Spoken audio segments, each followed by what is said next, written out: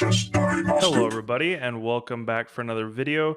Today we're going to look at a practical endgame, a rook endgame, since that's where we're at in my complete chess endgame course. This is not one of the positions, but this is a practical endgame that was played between Fabian Caruana and Geetha Gopal in the Tradewise Gibraltar Tournament in 2017 last year.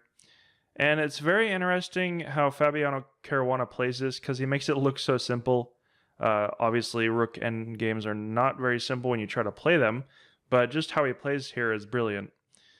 So let's see what happens. So obviously, white takes the bishop, and then we enter this pawn up position, but it looks totally won for black simply for the fact that he has two passed pawns, and white's king is a little further away from the action, as well as these doubled pawns here. So let's see how black proceeds.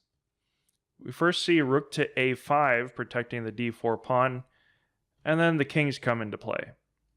The white king gets there just in time to protect the f5 pawn, but he still has a lot of problems.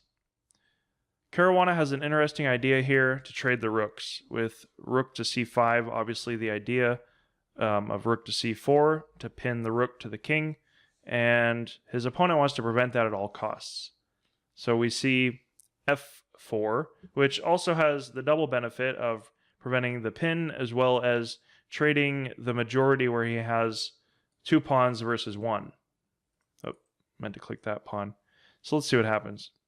Caruana takes the pawn, and now if the rook or the king took, he would just simply play rook to c4, trade, and then push his pawns. Very simple plan, and it really follows the idea of just keeping your pieces active and using every single piece and pawn as well as the king as an attacking piece in the endgame.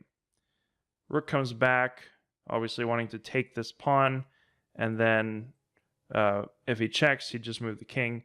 Caruana moves his king forward, protecting the pawn, as well as having some threats of pushing d4 and just generally getting everything more active.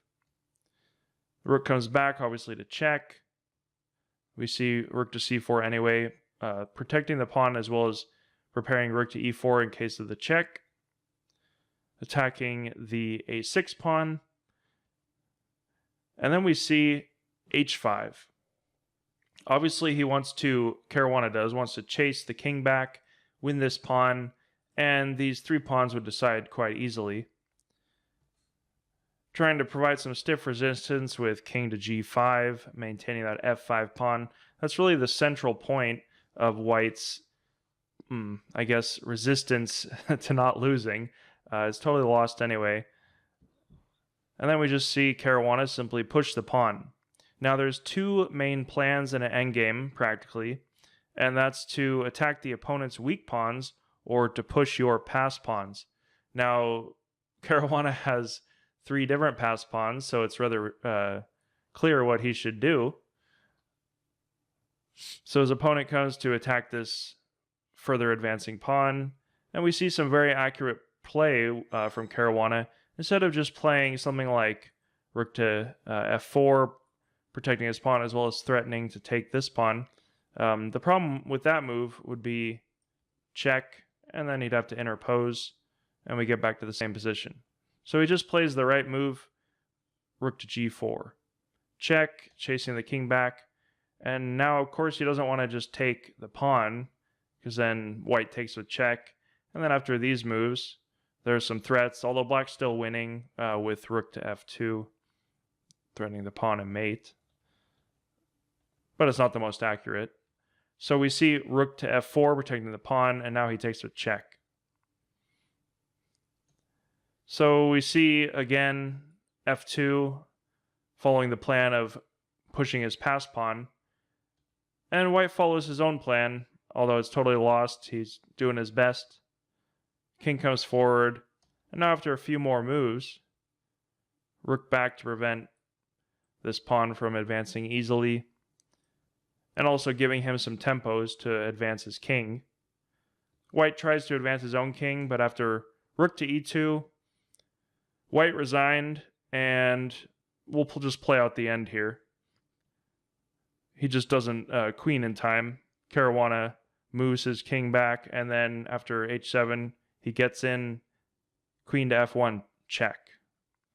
So even if he traded his queen for this pawn, these two passed pawns would decide quite easily. All right, so I'm trying to intersperse practical endgame positions like these. There's also a really cool one I saw with Ni Hua that I think I'll cover in a little bit.